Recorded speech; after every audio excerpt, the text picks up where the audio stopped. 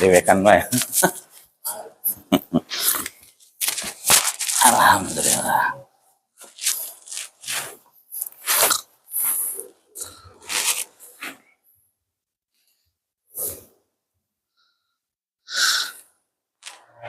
Assalamualaikum warahmatullahi wabarakatuh.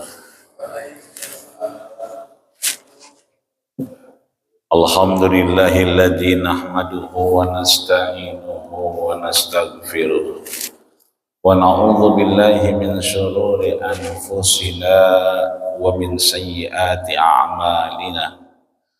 May yahdihillahu fala mudhillalah wa may yudlil fala hadiyalah. Nushhidukum bi an la ilaha illallah wa nushhidukum bi anna Muhammadan abduhu wa rasuluh. Allahumma shalli wa sallim wa barik alaihi. Amma ba'du, usini wa iyyakum bi an tattaqullaha haqqa tuqatih wa la tamutunna illa wa antum muslimun wa an tujaddidu imanakum bi kasrati qawli la ilaha illallah wa anna muhammadar rasulullah wa an tuqsira salata wa salama ala habibina al-mustafa wa ala alihi wa ashabihi ahlut tuqa wal wafa. Para guru, para orang tua, para sepuh, para bini sepuh di lingkungan Masjid Jami' Babul Minan, bil khusus orang tua kita, Bapak Jiran, Bangkos, Pak Bagio, Bapak Jaya, Bapak Topik, Bang Edi, dan yang lainnya. Mudah-mudahan kita mendapatkan rahmat dari Allah Subhanahu wa Ta'ala, diberikan kesehatan, panjang umur, dan keberkahannya. Amin ya rabbal alamin.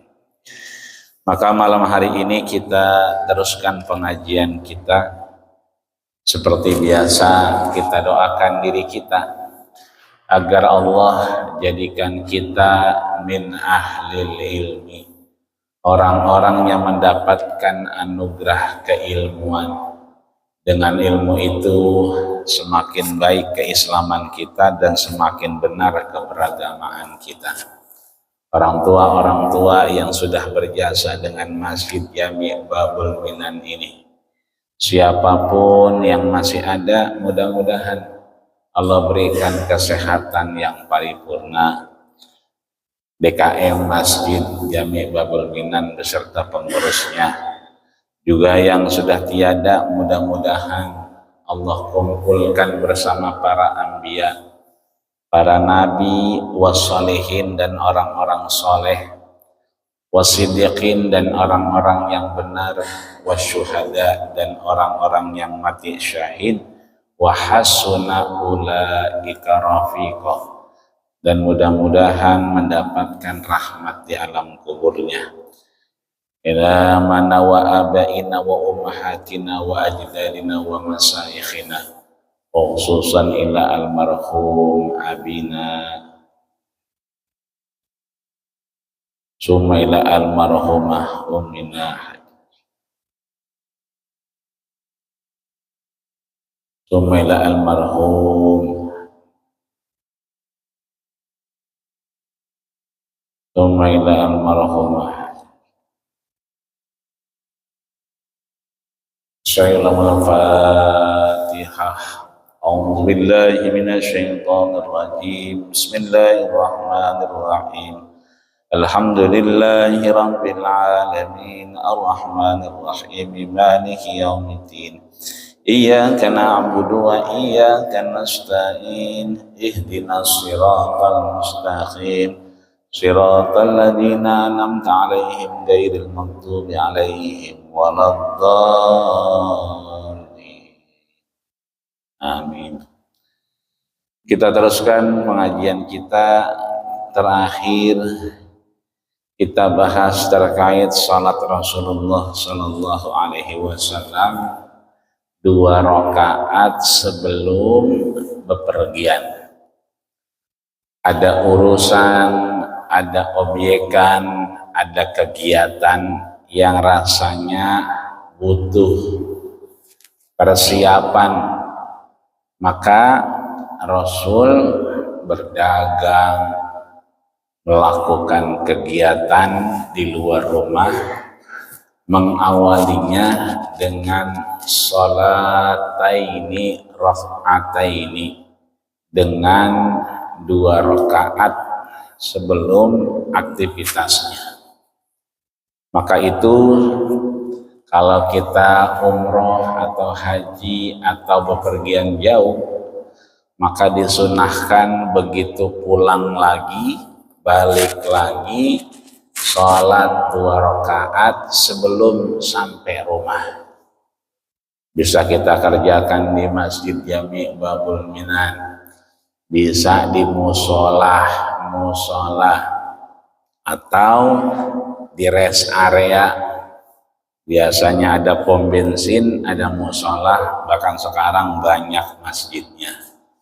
Yang kedua, manfaatnya listidad, kita lebih siap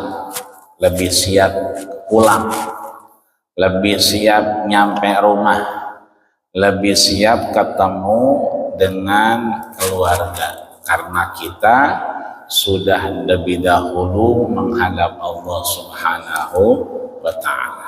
Udah bersih duluan, udah seger duluan, udah enggak kucel. Tapi kalau langsung pulang, ya biasanya kitanya belum siap.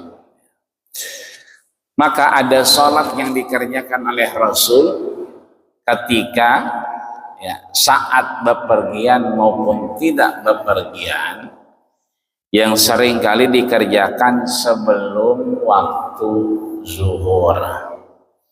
Disebutkan bahwasanya qalat li Aisyata, Sayyidatina Ummul Mukminin Aisyah radhiyallahu anha itu ditanya oleh sahabat Nabi, diantaranya adalah Syu'bah, juga didengar oleh namanya Mu'ad. Qultu li Aisyata, aku bertanya kepada Ummul Mukminin Sayyidatina Aisyah radhiyallahu anha, istri baginda kita Rasulullah sallallahu alaihi wasallam. Akanan Nabi sallallahu alaihi wasallam, apakah Nabi sallallahu alaihi wasallam yusallid duha, melakukan sholat duha? Qalat, maka menjawablah. Qalat di sini berarti kembali kepada istri Rasul, yaitu Sayyidatina Ummul Mukminin Aisyah radhiyallahu anha. Qalat, beliau berkata, na'am, ya, Rasul melakukan salat baik bepergian maupun tidak yang dikerjakan sebelum waktu zuhur, yang orang menyebutnya dengan salat duha. Maka beliau menjawab, na'am, ya, arba'a raka'atin wa yazidu masya'allahu azza wa jalla. Berapa rakaat salat duhanya? Dijawab oleh Sayyidatina Aisyah radhiyallahu anha, arba'a raka'atin, berarti 4 rakaat.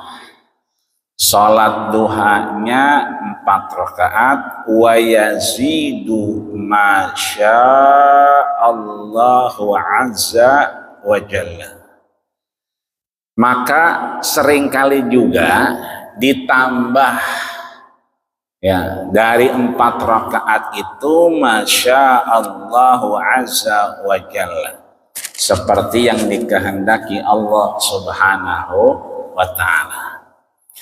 Maka kalau kita melihat dari apa yang dijawab oleh istri Rasul dari pertanyaan sahabat yang bernama Syu'bah dan Mu'ad, maka salat duhanya Rasul sering kali dikerjakan 4 rakaat. 2 rakaat bagus, 4 rakaat juga mengikuti Rasul. Karena memang Rasul sebutkan as-salatu masna masna. Salat sunnah itu 2 rakaat. Maka duha 2 rakaat boleh. Lebih dari 2 rakaat karena pengen lebih bisa, karena dilihat oleh istri Rasul Sayyidatina Aisyah radhiyallahu anha. Kadang nambah lagi 2 rakaat, nambah lagi 2 rakaat. Apa boleh apa enggak? Boleh. Dari mana kita tahu bolehnya? Wa yazidu.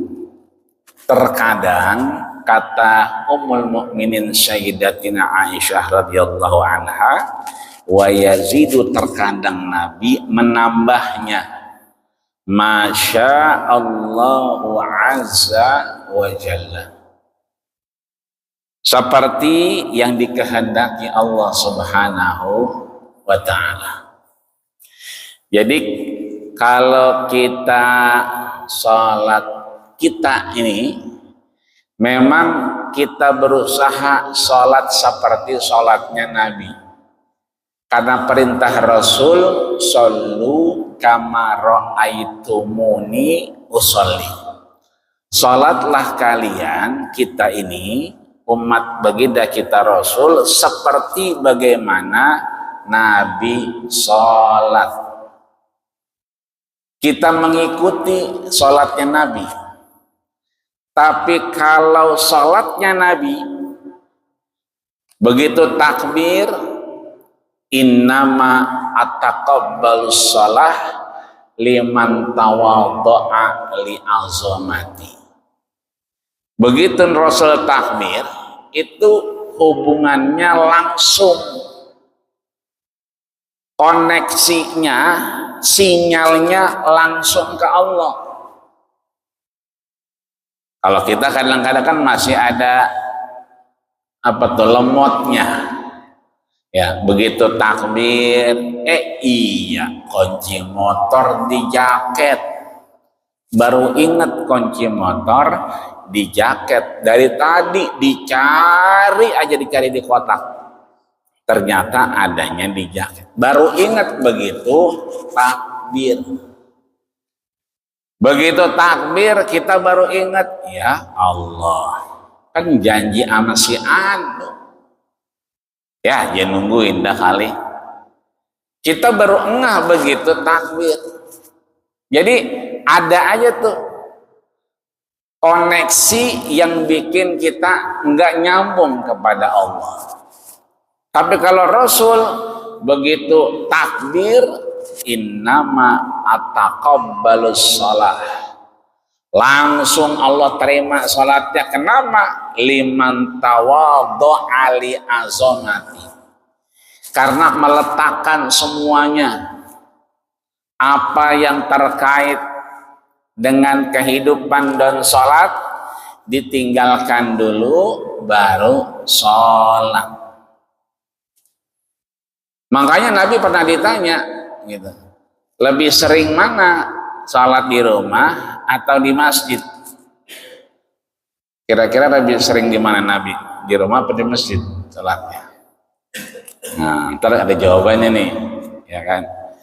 Yang itu menjadi dasar apakah orang kalau udah pergi kemana aja maka didasari dari rumahnya nanti.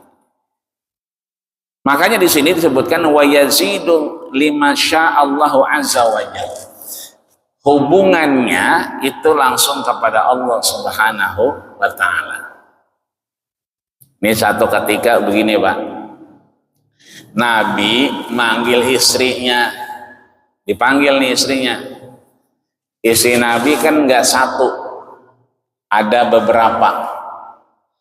Yang dipanggil ini diceritakan dalam surat At-Tahrim ayat 3. Surat apa Pak? At-Tahrim ayat 3. Ntar boleh nih pulang dari sini iseng-iseng sebelum merem, mana sih surat At-Tahrim? Kalau puyeng nyarinya panggil bocah. No, lu ngapain? Kagak, nggak ngapa-ngapain. HP lu mana? Ada nih. Coba cari. Tulis At-Tahrim ayat 3. Keluar tuh At-Tahrim ayat 3. Wa id asarran nabi. Nabi mau ngasih sesuatu rahasia kepada istrinya. Kayak kita misalnya sama teman kita. Ini gue mau ngomong sama lu, cuman rahasia ya. Lu doang yang tahu. Kata teman kita, beres. Ya. Tapi kalau misalnya mohon maaf, lagi ngopi, orang lain cerita sama kita. Lah, kan kita ceritanya sama teman kita yang ono, ngapa dia yang tahu? Tahu dari mana? Si Anu cerita, kata dia nih rahasia antara kita berdua aja. Ya berarti kan orang lain tahu juga. Nih kadang-kadang kita ngomongin rahasia, itu akhirnya bukan jadi rahasia lagi. Semuanya jadi pada tahu. Tapi kalau ini Nabi nyontohin, wa id asarran nabi, ketika Nabi mau ngasih tahu sesuatu yang rahasia kepada istrinya, maka dikasih tahu tuh. Ya. Begitu dikasih tahu, ya kan, ya namanya begitu udah pisah, ketemu sama istri yang lain, kan kejadiannya jatuh di suaminya. Ya, kayak kita ketemu adek misalnya, abang lu, padahal udah dipesen jangan cerita juga. Tapi yang menarik adalah yang ngasih tahu Nabi itu bukan istrinya. Yang ngasih tahu Nabi itu bukan sahabat seperti Amirul Mukminin Umar ibn Khattab, bukan. Umar ini kan selalu matanya ngelihat rumah Nabi. Asal sholat dilongok aman, asal sholat dilongok aman, dilongok lagi kagak ada, dicari, oh ternyata Nabi meriang. Dilongok lagi, Nabi lagi nunduk, kemudian pandangannya, tatapannya jauh. Umar nanya, kenapa? Belum ngopi? Belum. Kenapa belum ngopi? Agak ada kopinya. Ngeteh? Belum. Emang kagak ada? Emang apa? Kagak ada tehnya. Ternyata Nabi pulang ke rumah istrinya, nanya, ada makanan? Bininya nyaut, Ditanya lagi, ada gorengan? Pindah, karena di situ nggak ada makanan, pindah ke istri yang lain. Istri yang lain ngomong lagi, nggak ada makanan. Minuman, semua. Ditanya, emang apa itu? Bilang, semua. Ternyata, ya kan diingat-ingat subuh tadi, harusnya Rasul di rumahnya Aisyah. Tapi ketemu sama Hafsah. Hafsah bawa korma ajwa subuh-subuh. Namanya Rasul habis sholat ditawarin ajwa, diterima namanya bininya juga. Cumanan habis makan ajwa, Hafsah cium tangan. Wanginya Hafsah nempel di tangannya Nabi. Kata bininya, sekarang kan jatahnya kita, ngapa dia ke rumah Hafsah? Padahal nemu Hafsah di depan masjid. Cuman gara-gara ngasih korma dua, cium tangan, wanginya ngikut, bukan dari rumah Hafsah, dari masjid. Cuman istri-istrinya kemudian pada cemberut. Nah itu langsung ya, apa yang disampaikan Allah kepada Nabi, qanitat hafizat, ya kan, orang-orang yang kemudian menjaga apa? Martabat, kehormatan dan seterusnya. Maka cerita yang tadi di surat At-Tahrim ayat 3 ini, Nabi bukan dengar dari Umar ibn Khattab, bukan, yang setiap kali pengen tahu keadaan Rasul, yang hafal Rasul bagaimana, bukan, tapi Nabi dikabarkan langsung dari Allah. Sehingga Rasul nanya bininya, emang apa si B tahu? Gitu. Apa kata bininya? Qalat, ya kan, man amba'aka hadha, dari mana kamu tahu Rasul? Kok dia tahu? Kan saya nggak cerita nih, kok kamu tahu? Gitu kan. Kalau si B tahu, apa kata Rasul? Qala nabba'ani Allah. Rasul menjawab, yang ngasih tahu aku adalah Allah. Jadi kedekatan Rasul itu langsung, maka kata Siti Aisyah, wa yazidu ma sya'allahu azza wa jalla. Kadang dari 4 rakaat itu Rasul nambah. Ya bagaimana Allah menghendakinya. Yang kalau pembahasan kemarin kita dengar Rasul 1 rakaat baca Al-Baqarah, kata Muawiyah, ruku ini mah kagak ruku, nambah Ali Imran, kata Muawiyah, panjang dah ini urusan. Bukan Ali Imran selesai, wah ini mah ruku, ini mah nambah lagi.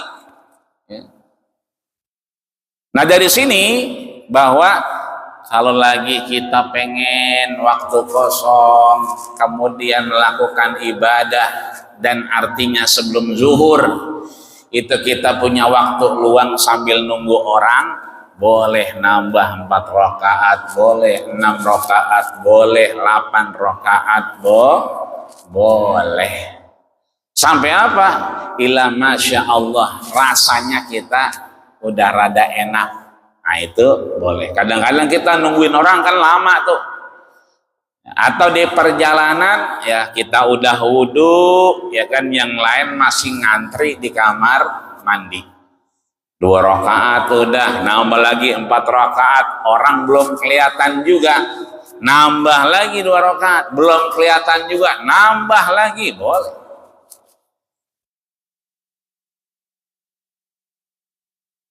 Bahkan disebutkan di sini ada namanya Ummu Hani.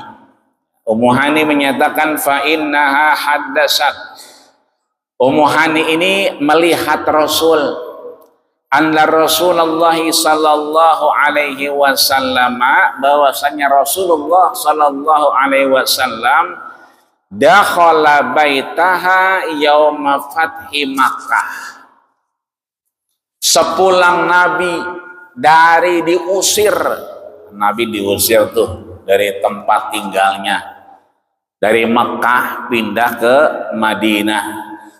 Yauma fathi Makkah, ya, ketika Rasul datang kembali setelah yauma fathi Makkah, di hari Fatuh Mekah, ya, perebutan kembali kota Mekah. Setelah beliau dipersekusi, beliau diusir, balik lagi ke Mekah. Fagtasala fasabbaha samani rakaat.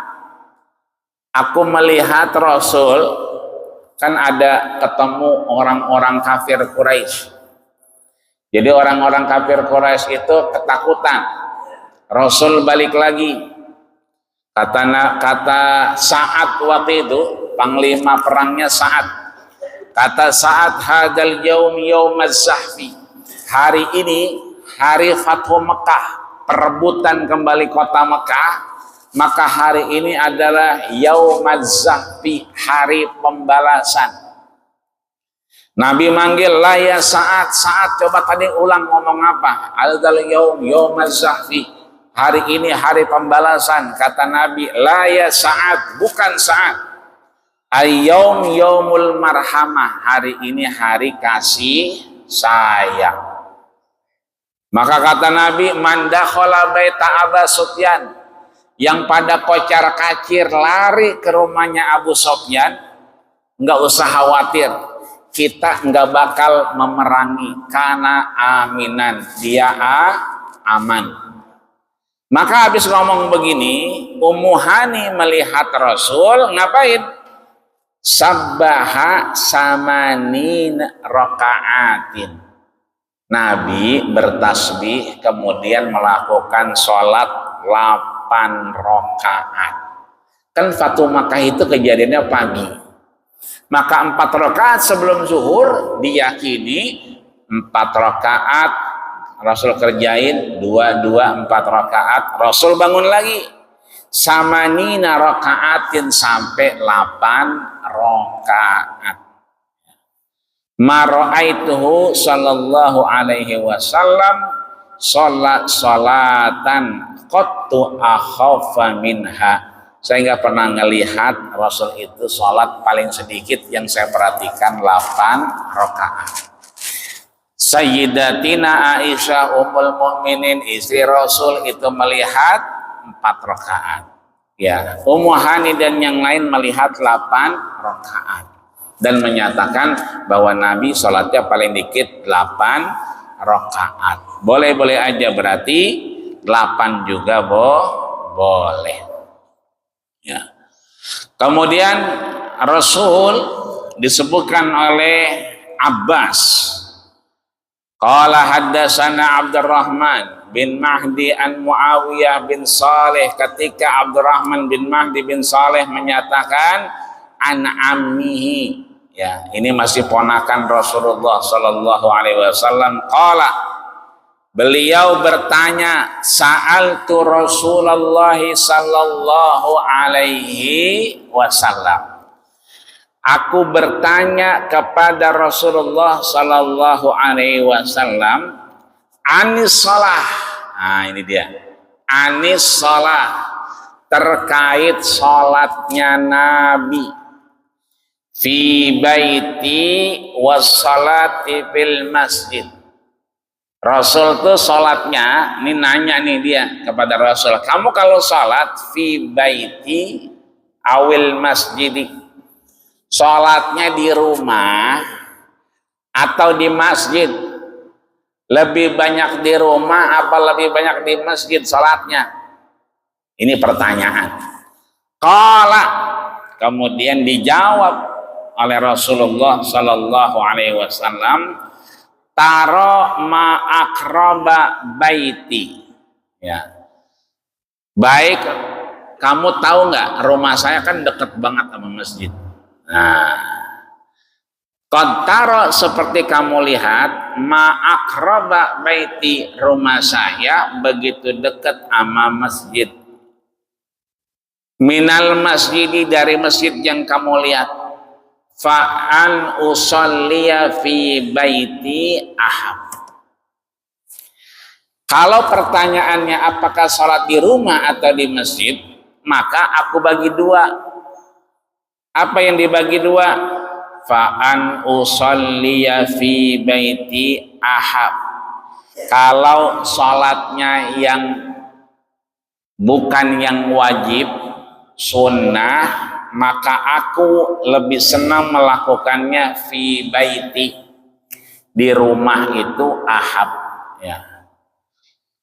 Jadi kita sholat misalnya azan, udah dengar, sholat qobliyahnya di rumah boleh. Begitu kita berangkat udah qobliyah boleh, atau mau qobliyah di masjid juga boleh. Kita lakukan sholat qobliyah di rumah, berarti kita bisa mengambil hadis ini bahwa Nabi melakukan sholat sunnah di rumah. Tapi kalau udah niat di masjid ya boleh aja. Idza dakhala ahadakumul masjidah, kalau kamu masuk masjid ya kan, fala yajlisanna ahadukum qabla ayyusalliya rak'ataini, tuntaskan salat yang 2 rakaat.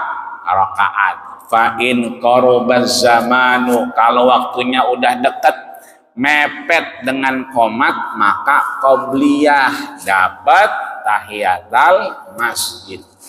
Tapi kalau waktunya masih panjang, jamnya dilihatnya masih cukup, masih jauh, maka tahiyatul masjid dulu, baru kemudian qabliyah.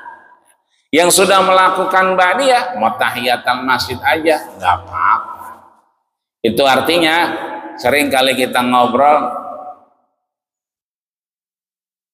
di rumah apa di masjid. Yang di rumah ada dalilnya boleh dikerjakan Nabi, yang di masjid juga boleh dikerjakan Nabi.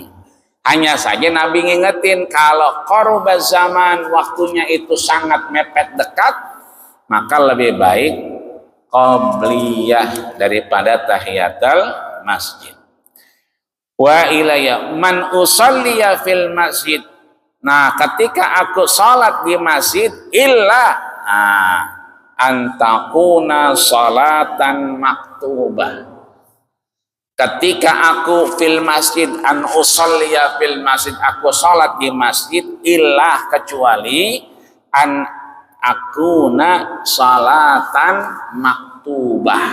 Salat maktubah itu salat yang udah ditulis, salat yang udah diwajibin, berarti subuh, zuhur, asar, maghrib, isya.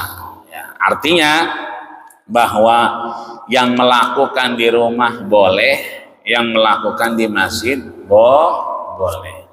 Nanti efeknya kalau kita pergi dari rumah, kalau di rumahnya udah sering dilakukan sholat sunnah, maka begitu bepergian udah gampang, udah enteng. Sholat di Masjid Nabawi misalnya, maka sebelum ke Masjid Nabawi, sholat dulu di hotel. Kenapa? Nabi ngerjain sunnahnya di rumah.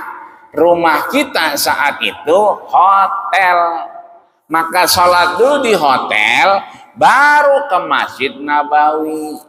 Kalau udah sholat di hotel 2 rakaat, begitu sampai di Masjid Nabawi, enggak kelimpungan, enggak celangak-celinguk. Sholat apa lagi ya? Ngapain lagi nih ya? Karena apa? Berangkatnya belum siap.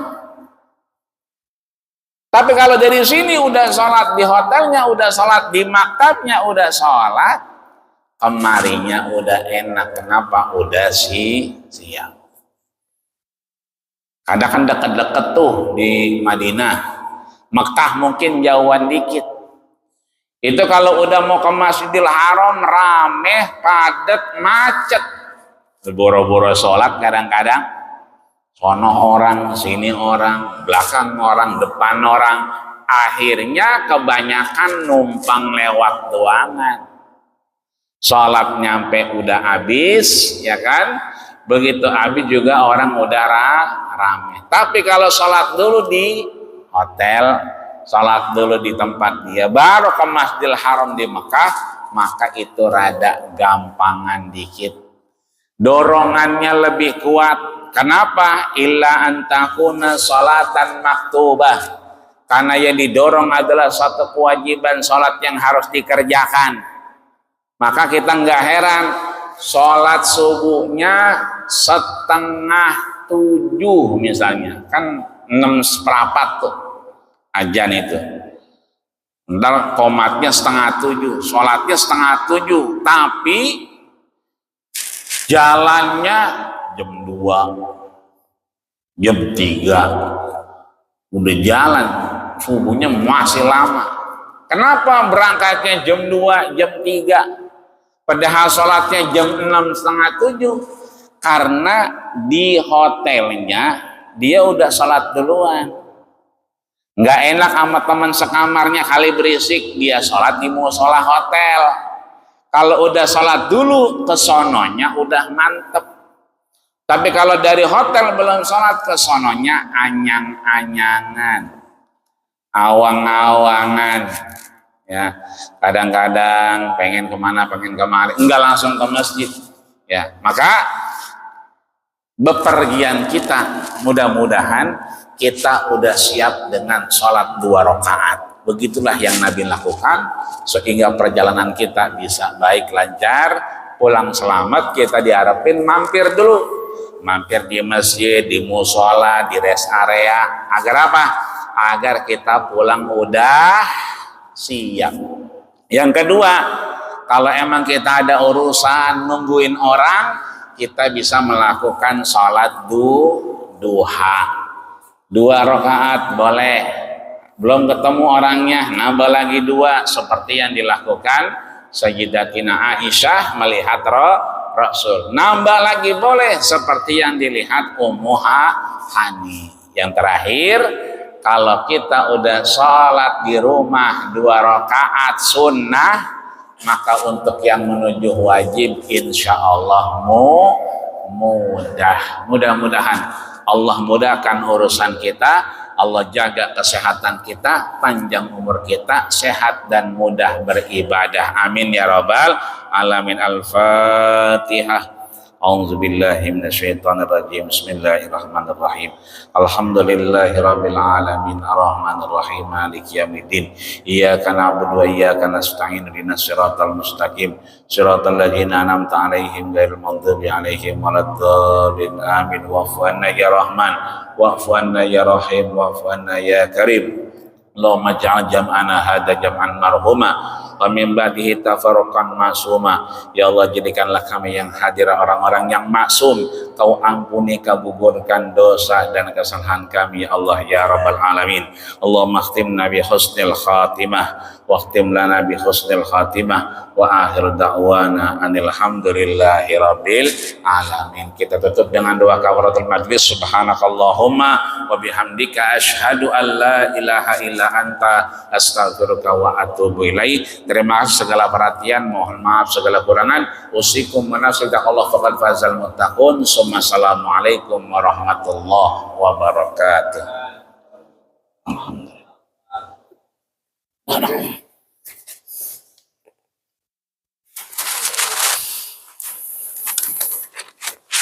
Nong ini.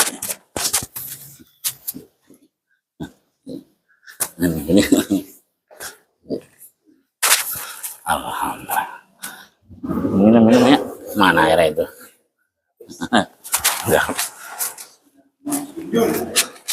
Nah. Mana kopinya ini? Ada kopinya. Gitu. Mari. Alhamdulillah.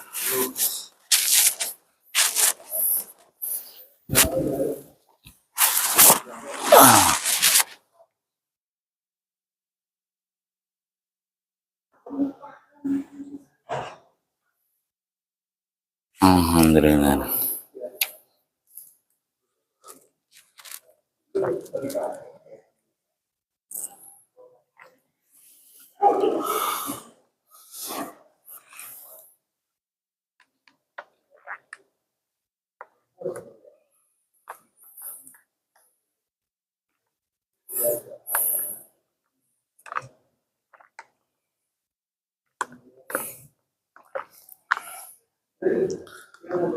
Yang